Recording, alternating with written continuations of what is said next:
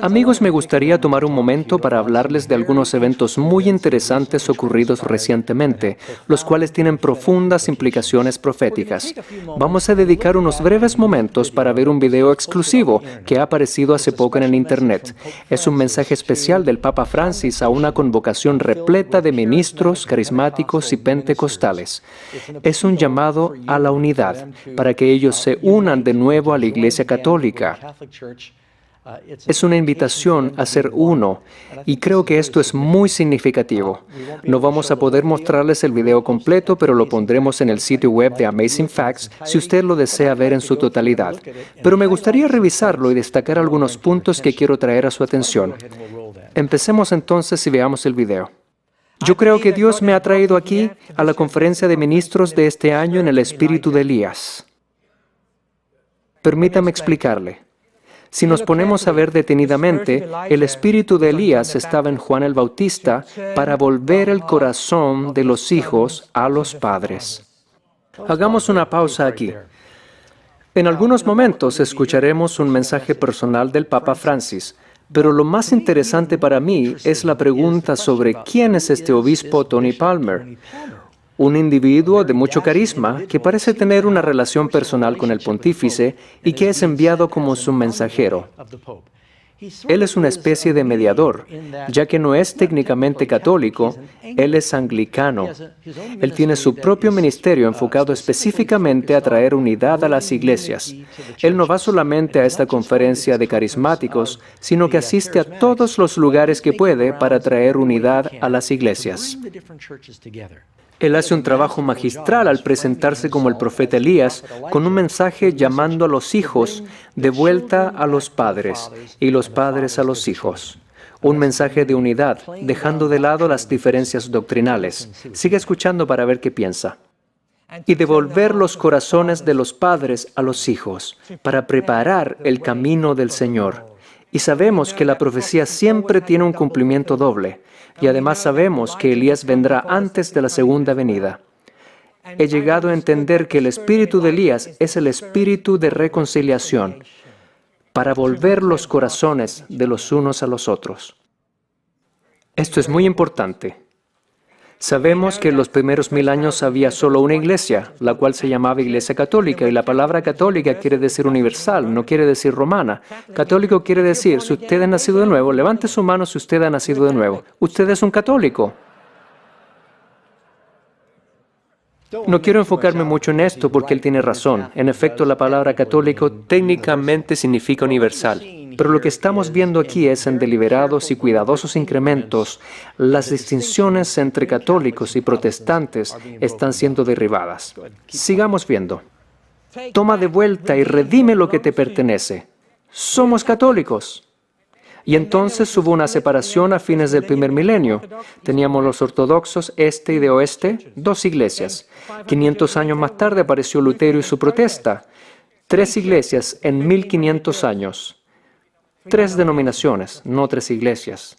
Y luego, desde la protesta de Lutero en adelante, 33.000 nuevas denominaciones. Ustedes ven lo que está pasando aquí, amigos. Él menciona la protesta de Lutero en vez de ser el movimiento protestante o la reforma protestante. Es como si se dijera que esta es una rebelión o protesta de un cura descontento, pero este en realidad era un movimiento basado en muchas diferencias teológicas. Sigamos adelante con el video. He llegado a entender que la diversidad es divina. Es la división lo que es diabólico. Yo no sé si captaron eso, amigos, pero lo que dijo es muy significativo y a la vez inquietante. La diversidad es maravillosa, es divina, pero la división es diabólica. Evidentemente, eso no es verdad. No toda división es diabólica. La Biblia nos enseña que la palabra de Dios divide. Es más aguda que cualquier espada de 2 filos. Jesús dijo, yo no he venido a traer paz, sino espada. Pablo nos dice que debemos salir y separarnos. Y cuando los apóstoles en su tiempo se pusieron de parte de la verdad, se produjo una división entre ellos y la gran iglesia. Asimismo, en los últimos días, cuando tomemos una postura por parte de la verdad, seremos llamados no solamente divisores, vamos a ser llamados diabólicos. Es verdad lo que se dijo acerca de la gloria, y estoy de acuerdo.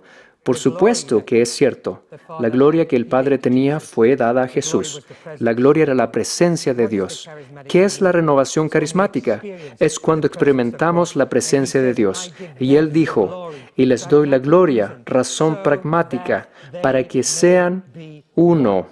Es la gloria lo que nos une, no las doctrinas. Él dijo, es la gloria lo que nos une, no las doctrinas. Bueno, no sé si mencioné anteriormente que el obispo Tony Palmer es también un carismático. Él habla en lenguas y apoya eso. Y el movimiento carismático es un movimiento muy interesante, el cual es realmente una forma de espiritismo que se está introduciendo en la iglesia cristiana. De hecho, se hace más énfasis en el espíritu que en la doctrina. Una cosa más que me gustaría añadir ahora, que estamos hablando sobre quién es Tony Palmer. Él le dijo a la multitud, cuando mi esposa vio que podía ser católica y carismática y evangélica y pentecostal y que esto era absolutamente aceptado por la Iglesia Católica, ella dijo que quería reconectar sus raíces con la cultura católica y así lo hizo. Así que no hay duda sobre cuál es su objetivo. Él dijo que su esposa creía que podía hacer todas estas cosas y reconectarse con la cultura católica. Este va a ser el objetivo, que todo el mundo cristiano se una y reconozca a la cultura católica. Es la gloria. Si usted acepta que Cristo vive en mí y que la presencia de Dios vive en mí y que la presencia de Dios está en usted, eso es todo lo que necesitamos, porque Dios resolverá todas las doctrinas cuando lleguemos arriba. No nos preocupemos de las doctrinas aquí. Resolveremos todas las doctrinas cuando lleguemos al cielo. Solo amémonos los unos a los otros mientras estamos aquí. Pero la doctrina es muy importante. Jesús dijo, conoceréis la verdad y la verdad os hará libres. Cuando Jesús predicó el Sermón del Monte, la gente se maravillaba de su doctrina. Por lo tanto, ¿qué haremos? ¿Eliminar el Sermón del Monte porque se supone que lo único que debemos es amarnos los unos a los otros? Después nos encargaremos de resolver las doctrinas. Este va a ser el tema que escucharemos una y otra vez. Escuchemos. Por lo tanto, la unidad cristiana es la base de nuestra credibilidad, porque Jesús dijo, hasta que sean uno, no creerán. Ellos no creerán como deberían hasta que seamos uno. La división destruye nuestra credibilidad. Es el miedo lo que los mantiene separados, porque miedo es falsa evidencia que parece ser real. Es una sigla, miedo, falsa evidencia que parece ser real, porque mucho de nuestro miedo está basado en propaganda. Lo que realmente estamos escuchando aquí es que las enseñanzas de la Reforma Protestante son propagandas que incitan al miedo y que por lo tanto es malo. No se preocupen de esta propaganda. Ok, sigamos. Ahora, ¿por qué esto es histórico? Porque en 1999, la Iglesia Católica y la Iglesia Protestante Luterana firmaron un acuerdo que dio fin a la protesta. Lutero creía que somos salvos por gracia a través de la fe, solamente. ¿Amén? Una pequeña corrección aquí. No fue solamente Lutero quien creía esto. Fueron decenas de miles de dedicados cristianos que querían volver a la Biblia. Huss lo creía, Wycliffe lo creía, Tyndale lo creía, todos los grandes reformadores lo creían. No fue solamente Lutero. Pero esto no es todo. La Iglesia Católica creía que somos salvos por obras. Y esa era la protesta. En 1999 escribieron esto juntos. Porque en la Iglesia protestante había mucha salvación barata. Habían conversiones, pero no se veían los frutos. Y porque ni siquiera buscábamos frutos, eso no era el problema. Porque eso no era necesario para ser salvo, y no lo es. Pero es un buen juez de que eres salvo. Entonces, ¿qué hicieron estas dos iglesias? Unieron esas dos definiciones. Escuche esto. Leo textualmente de la página web del Vaticano. Justificación significa que Cristo mismo es nuestra justicia, en la cual compartimos a través del Espíritu Santo conforme con la voluntad del Padre. Juntos nosotros, católicos y protestantes, luteranos, creemos y confesamos que por gracia solamente, en la fe y en los méritos salvíficos de Cristo, y no por algún mérito de nuestra parte, somos aceptados por Dios y recibimos el Espíritu Santo, el cual renueva nuestros corazones, capacitándonos y llamándonos a buenas obras. Bueno, esto podría sonar como si fuese solo la protesta de Lutero, pero Lutero no protestó en contra de una cosa. Él clavó 95 diferentes puntos de protesta en las puertas de la iglesia de Wittenberg. Esto está relacionado con solo uno de esos puntos. Este no es el único punto en cuestión. Y si usted notará, las palabras y el lenguaje usados en este acuerdo son complicadas y ambiguas, porque los católicos buscaban palabras con las cuales no tuviesen que renunciar a lo que creían en el pasado, o decir que algo estaba mal con sus doctrinas. Así que no tengo tiempo de discutir ese tema, pero no es exactamente lo que parece ser en la superficie. Esto puso fin a la protesta de Lutero. Hermanos y hermanas, la protesta de Lutero ha terminado. ¿Y la suya?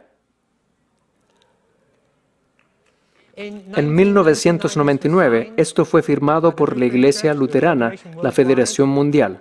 Luego de esto, cerca de 5 años más tarde, la Iglesia Metodista firmó el mismo acuerdo, pero hasta el día de hoy no hay ningún protestante evangélico que se levante y firme este acuerdo para concordar con nuestros hermanos y hermanas que somos salvos por gracia mediante la fe para buenas obras. Y creo que esto es algo que necesita ser corregido. Hagamos una pausa. Aquí él está realmente tirando el guante. Está diciendo que los luteranos ya firmaron este acuerdo que pone fin a la protesta de Lutero, y los metodistas ya firmaron este acuerdo. Y ahora estamos esperando que los evangélicos y los pentecostales firmen este acuerdo, de manera que todos podamos ser uno de nuevo. La reforma protestante no es necesaria. Ahora todos estamos en armonía. Este es el desafío. La protesta terminó hace 15 años. Y me voy a poner atrevido aquí, porque ya desafié a mis amigos pastores protestantes. Si ya no hay más protesta, entonces, ¿cómo puede haber una iglesia protestante? Creo que es fácil para nosotros ver a dónde va esto. La distinción entre protestantes y católicos está desapareciendo. Este es un movimiento que apunta hacia una religión mundial. Esto es exactamente lo que la profecía dice que tiene que suceder antes que Jesús regrese. El mundo está siendo sacudido en este momento y solo habrán 2 grupos cuando Cristo regrese. Un grupo que tendrá el sello de Dios y el otro grupo tendrá la marca de la bestia. Obviamente, si hoy hay más de 33,000 denominaciones cristianas diferentes, algo tiene que pasar que polarice estos grupos en 2 bandos. Aquí es donde vemos la profecía cumpliéndose en estos momentos, amigos. Este es el tipo de declaraciones, estos son los tipos de llamados que se harán para traer a todos a un mismo cuerpo unificado, donde la doctrina y la Biblia pasan a segundo plano. Quizá ahora somos todos católicos de nuevo, pero somos reformados. Somos católicos en el sentido universal.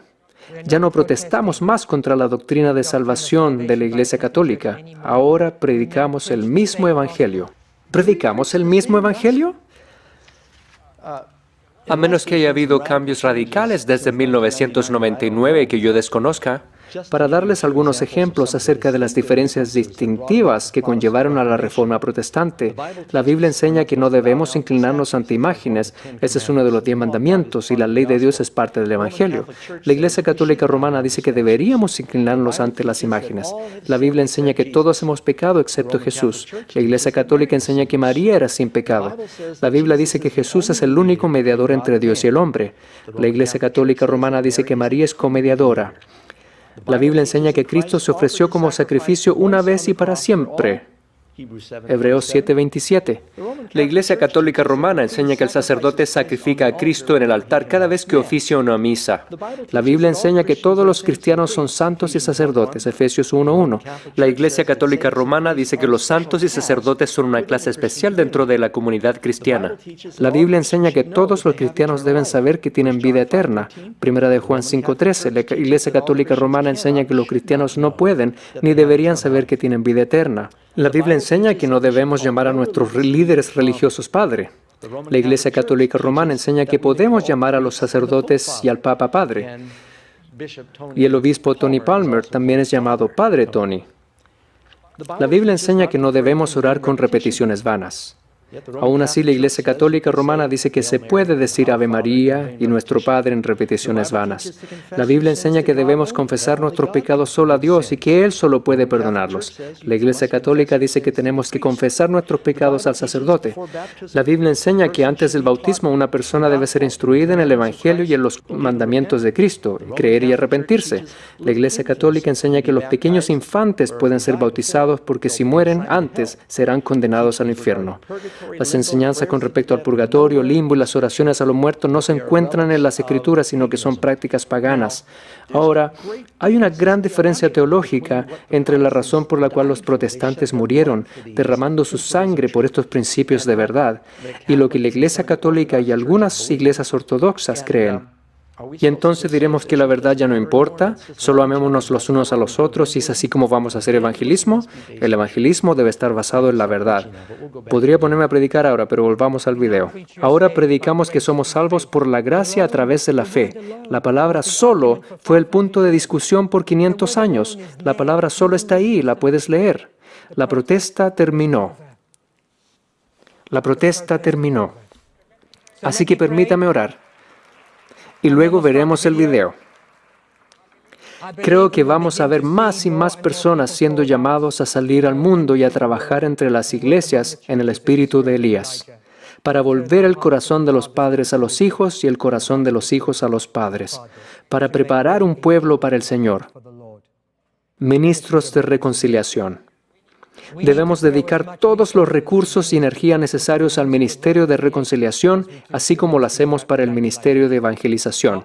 ¿O estamos construyendo muros sin fundamento? Los desafío a encontrar a una persona con capacidad de construir puentes y apoyarla. Y quisiera hacer esta oración. Y si ustedes están de acuerdo, digan amén. Esta es la oración de un hombre moribundo. Y cuando tú sabes que estás a punto de morir, de seguro que harías las oraciones más importantes. Él dijo, mas no ruego solamente por estos, sino también por los que han de creer en mí por la palabra de ellos, para que todos sean una cosa, como tú, oh Padre, en mí y yo en ti, que también ellos sean en nosotros una cosa, para que el mundo crea que tú me enviaste. Y yo, la gloria que me diste, les he dado, para que sean una cosa, como también nosotros somos una. Gloria al Padre. Amén.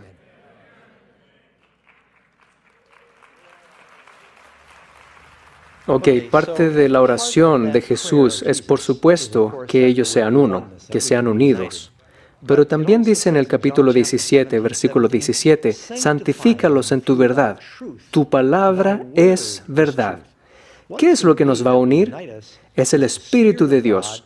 Y el Espíritu es la verdad de Dios. Sus enseñanzas, sí, esas son sus palabras. Nuevamente, Juan 16, el mismo libro, versículo 13, pero cuando viniere el Espíritu de verdad, Él los guiará a toda verdad. Es a través de la verdad que tendremos unidad.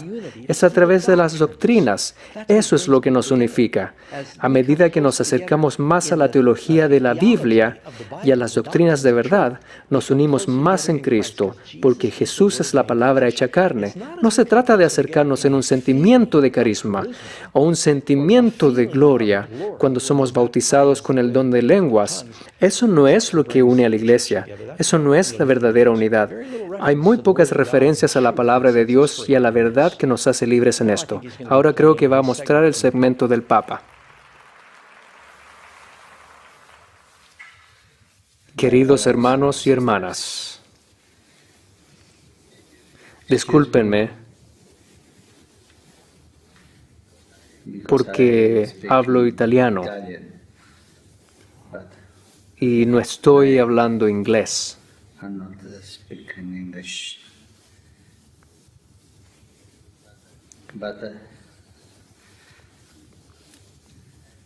Pero no voy a hablar italiano ni inglés, pero de corazón. Ahora, creo que la audiencia estaba atónita cuando vieron al Papa aparecer en la pantalla y que era en efecto el mismo Papa. Esta no es una carta escrita por el Papa, es el mismo pontífice dirigiéndose a la conferencia. De hecho, en el mismo mensaje de video, él dijo, he enviado a mi amigo de mucho tiempo, Tony Palmer, con este mensaje. Esto nos hace preguntarnos acerca del grado de influencia que esta persona tiene en el Vaticano y si vamos a ver más de esto en el futuro. Y nuevamente quiero reiterar que la gran parte de los verdaderos seguidores de Cristo no son miembros de mi iglesia. Yo creo que hay cristianos sinceros y genuinos en muchas denominaciones diferentes. El mismo Papa parece ser un hombre maravilloso. Me recuerda a mi abuelo, se parece mucho a mi abuelo, de veras. Pero quiero asegurarme de que nadie llegue a pensar que todo esto es tan sincero y del corazón como parece. Es muy posible que este mensaje haya sido un tanto programado, que hubo notas que fueron revisadas y que fue deliberadamente espontáneo, pero había un guión. Así que yo creo que este mensaje fue estratégico. Pudo haber sido grabado en un teléfono para hacerlo parecer informal, pero sigamos viendo. Es una lengua más simple, más auténtica. Y esta lengua del corazón, un lenguaje, tiene una gramática especial. Una gramática simple. 2 reglas. Ama a Dios sobre todo y ama a tu prójimo porque es tu hermano y hermana. Y con estas 2 reglas seguiremos adelante. Esa es la declaración que oigo cuando hago evangelismo en todo el país y alrededor del mundo de otros cristianos que dicen, no necesitamos los 10 mandamientos, no necesitamos el sábado. Es verdad que los 10 mandamientos se resumen a amar a Dios y amar al prójimo, está en el corazón, pero a veces estas declaraciones son usadas para disminuir la importancia de obedecer específicamente los mandamientos de Dios. Y por lo tanto, aunque es lindo y estoy de acuerdo en que tenemos que amar a Dios y amar a nuestro prójimo, no podemos desestimar la importancia de específicamente obedecer los 10 mandamientos. Continuemos. Estoy aquí con mi hermano obispo, Tony Palmer. Hemos sido amigos por años. Él me contó de vuestra conferencia, de vuestra reunión, y es un placer enviarles un saludo gozoso y nostálgico. Gozoso porque me alegra que ustedes se hayan reunido para adorar a Jesucristo, el único Señor, y para orar al Padre y recibir el Espíritu. Esto me trae alegría porque podemos ver que Dios está trabajando en todo el mundo. Y nostálgico porque esto sucede en nuestro vecindario. En los vecindarios hay familias que se aman y otras que se odian entre ellas. Las familias que se unen y familias que se separan. Nosotros estamos, me permite la palabra, separados. Aquí él está básicamente diciendo que los saludo con gozo, sabiendo que se están reuniendo para adorar a Jesús, pero también lo estoy haciendo con nostalgia o melancolía, como se traduciría en italiano, queriendo decir, veo hacia atrás aquellos días cuando éramos solo una familia, y el énfasis del mensaje es que necesitamos volver a ser una familia. Separados porque el pecado nos ha separado, todos nuestros pecados. Los malos entendidos a lo largo de la historia, un largo camino de pecado comunitario. ¿De quién es la culpa? Todos tenemos la culpa. Todos somos pecadores. Para mí, esta podría ser la declaración de subestimación más grande del milenio, que aquellos 30 a 50 millones de personas que fueron ejecutados por la Iglesia Católica, este fue un gran malentendido y no sabemos quién tiene la culpa. Pienso que porque había una divergencia teológica tan grande que la gente no reconocía la superioridad y autoridad de la Iglesia Católica, y no creo que hayan cambiado su visión sobre esto. Solo uno es justo, el Señor.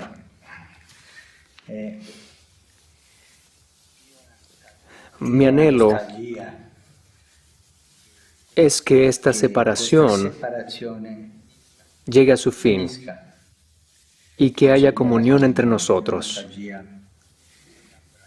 Estoy anhelando ese abrazo del que habla la Santa Escritura, de cuando los hermanos de José se estaban muriendo de hambre, fueron a Egipto. Ahora el Papa hace una transición a un discurso realmente brillante, hablando de un abrazo. Y luego hace una referencia a la historia de José. Y mientras habla de la historia de José, quiero que entienda las imágenes que se están formando en la mente de los oyentes. Él se está identificando en la Iglesia Católica como José, quien fue malentendido y traicionado por sus hermanos. Pero sus hermanos comenzaron a pasar hambre por algo que solo José podía darles. Y entonces vinieron y finalmente se inclinaron ante José, y José terminó gobernando sobre ellos. Habían sido separados de su hermano, pero vinieron y le abrazaron al fin. José abrazó a sus hermanos y los perdonó por lo que habían hecho. Así que ustedes decidan, mientras miran esta pequeña analogía, ¿quién es José en la historia? Fueron a comprar para poder comer.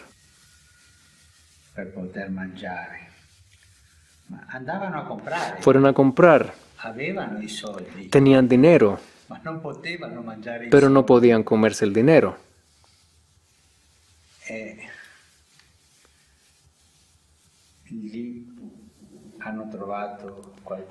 Pero ellos encontraron algo más que alimento.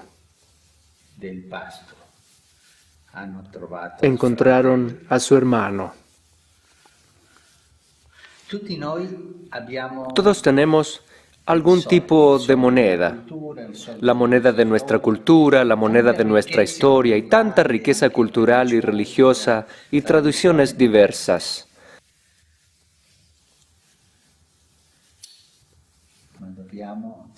Pero tenemos que encontrarnos como hermanos y tenemos que llorar juntos como lloró José, aquel llanto que une, el llanto del amor.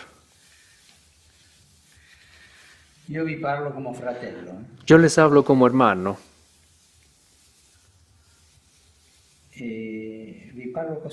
Les hablo así simplemente, con gozo y nostalgia.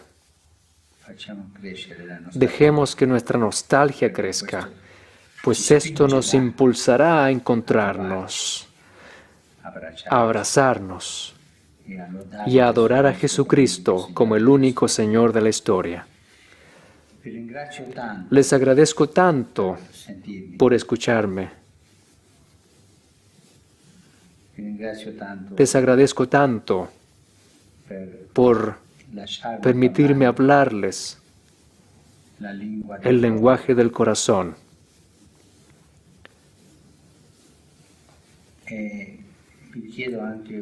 Y quiero pedirles un favor, que oren por mí, pues necesito sus oraciones y yo oraré por ustedes. Yo lo haré, pero necesito sus oraciones. Y oremos al Señor para que Él nos una a todos. Vamos, seamos hermanos. Démonos un abrazo espiritual y dejemos que el Señor termine la obra que ha empezado. Porque esto es un milagro. El milagro de la unidad ha comenzado. Dice el escritor italiano Manzoni, famoso, él dijo esta frase en una novela. Un hombre simple del pueblo dice esta frase: nunca he visto a Dios empezar un milagro sin haberlo terminado bien. Él terminará este milagro de unidad. Bueno, amigos, dejé que el Papa hablara sin interrupción porque creo que era importante que ustedes lo captaran. Y no hay mucho que yo pueda agregar. Hay un llamado a que nos abracemos unos a otros, un milagro de unidad, que mezclemos nuestras lágrimas, pues todos somos hermanos. Realmente este es un llamado a los protestantes para volver al hogar. Por cierto, cuando los hermanos de José encontraron a su hermano, ellos terminaron trasladándose a Egipto donde estaba José. Dejemos que él termine su discurso. Les pido que me bendigan y yo los bendeciré. De hermano a hermano. Un abrazo. Gracias.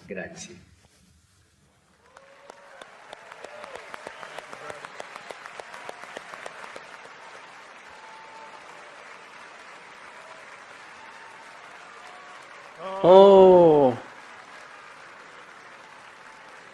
gloria, gloria, gloria. Tony, gracias, Señor. Vamos, el hombre pidió que oráramos por él. Oh, Padre.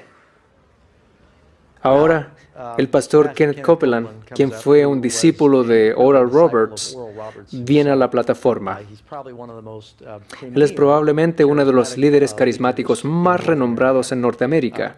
Así también, él es un reconocido predicador del Evangelio de la Prosperidad. Pero lo interesante es que el pastor Ken Copeland y el Papa Francis tienen 77 años, así que vienen de la misma época. Después de que esta audiencia llena de no solamente miembros laicos, sino de líderes y ministros del movimiento carismático escuchan este mensaje del Papa, se levantan, aplauden, levantan sus manos y creen que esto es maravilloso. Parece que aceptan lo que el mensaje dice. Continuemos. Padre, respondemos a ese pedido. Y como no sabemos orar como debiéramos por Él, solo nos queda estar de acuerdo con su búsqueda y con su corazón por la unidad del cuerpo de Cristo. Nos unimos en la unidad de nuestra fe. Aleluya. A mí me parece que él está de acuerdo con lo que el Papa ha dicho, que nos encontraremos en la unidad de nuestra fe. Solo quería resaltar ese punto. Continuemos. Así que, Padre, estamos aquí todos juntos y de acuerdo a la Escritura. Cuando no sabemos orar como deberíamos, oramos por Él en el Espíritu. Recibimos palabras en el Espíritu Santo. Recibimos oraciones de fe. Recibimos, Señor, recibimos palabras que no son nuestras.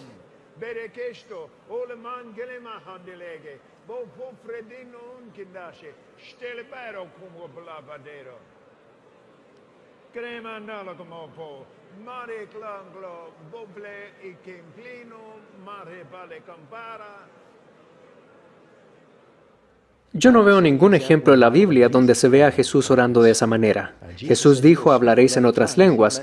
Lo que quiso decir es que a los discípulos se les daría la habilidad sobrenatural de hablar en lenguas que ellos no sabían o que no habían estudiado formalmente con el propósito de predicar el Evangelio a la gente que hablaba esas lenguas.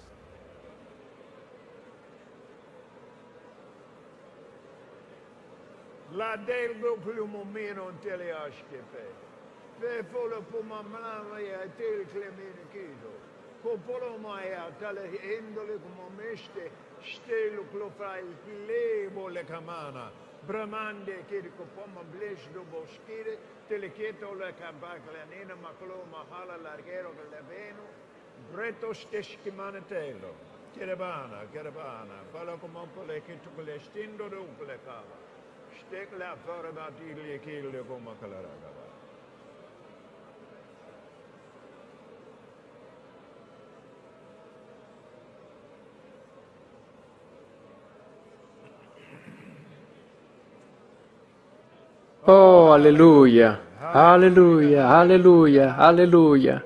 Gloria, gloria, gloria. Gracias, Padre, gracias, Padre. Gracias, Padre. Gracias, Padre. Gracias, Señor Jesús. Gracias, Señor Jesús. Tony, trae tu teléfono y ven aquí.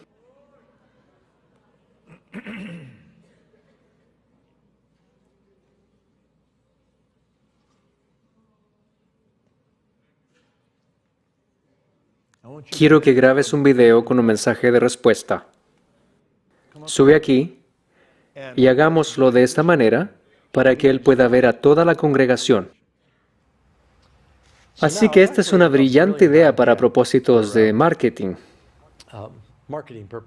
Que ahora Kenneth Copeland diga que quiere mandar un mensaje personal de respuesta al Vaticano, de vuelta al Papa. ¿Tendré que ir al Vaticano otra vez? Sí.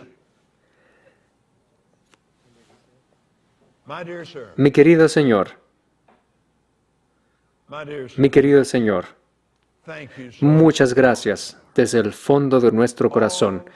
Todos estos líderes representan literalmente decenas de miles de personas que le aman, que creen en Dios junto con usted, y en respuesta a su pedido, hemos orado por usted y junto a usted, y lo hicimos en el Espíritu. Y creemos que recibimos, de acuerdo a las palabras de Jesús en Marcos 11:24. Por tanto os digo que todo lo que pidáis orando, creed que lo recibiréis, y os vendrá. Nuestro deseo, Señor, así como el suyo, está en el capítulo 4 del libro de Efesios. Hasta que todos lleguemos a la unidad de la fe y del conocimiento del Hijo de Dios, a un varón perfecto a la medida de la edad de la plenitud de Cristo. Gracias, Señor. Le bendecimos. Recibimos su bendición. Es muy, muy importante para nosotros. Y le bendecimos con todo nuestro corazón, le bendecimos con toda nuestra alma y le bendecimos con todo nuestro ser. Y agradecemos a Dios por usted. Y todos nosotros declaramos juntos: sea bendecido. Una vez más, todos juntos, sea bendecido. Amén. Amén. Amén. Amén. Amén. Amén.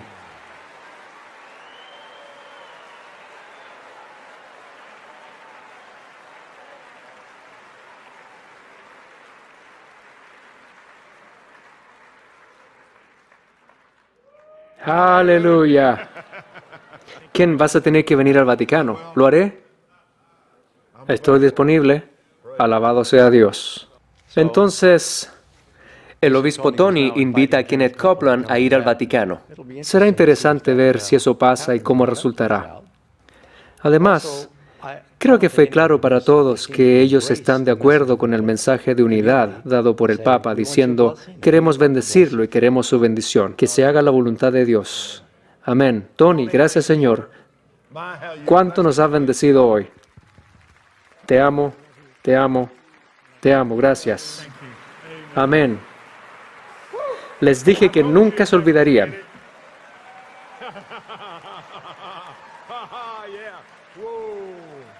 Les digo ahora mismo, el cielo está emocionado con esto.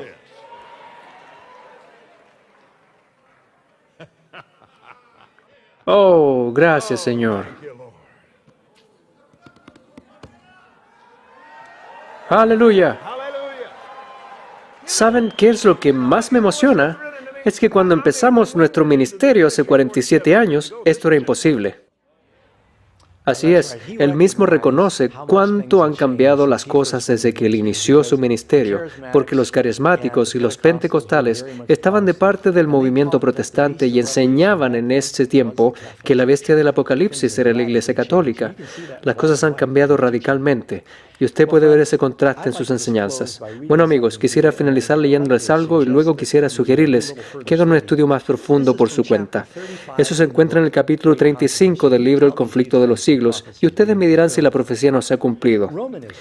Los protestantes consideran al romanismo con más favor que años atrás. Los países donde no predomina y donde los partidarios del Papa siguen una política de conciliación para ganar influjo, se nota una indiferencia creciente respecto a las doctrinas que separan a las iglesias reformadas de la jerarquía papal. Entre los protestantes está ganando terreno la opinión de que al fin y al cabo, en los puntos vitales las divergencias no son tan grandes como se suponía y que unas pequeñas concesiones de su parte los pondrían en mejor inteligencia con Roma. Tiempo hubo en que los protestantes estimaban altamente la libertad de conciencia adquirida a costa de tantos sacrificios, enseñaban a sus hijos a tener en aborrecimiento al papado y sostenían que tratar de congeniar con Roma equivaldría a traicionar la causa de Dios. Pero cuán diferentes son los sentimientos expresados hoy. Una vez más, El conflicto de los siglos, página 563. Amigos, hoy esta profecía se ha cumplido entre nosotros. A la luz de estas cosas que están pasando ahora, sé porque el Señor nos ayudó en el transcurso de 3 años y medio y poder producir un dividido de 90 minutos muy importante. Es un docudrama que Amazing Facts acaba de estrenar. Se llama Apocalipsis, la esposa, la bestia y Babilonia. Si usted ve este video, entenderá por qué estos eventos son tan significativos y qué tan cerca estamos del fin del tiempo.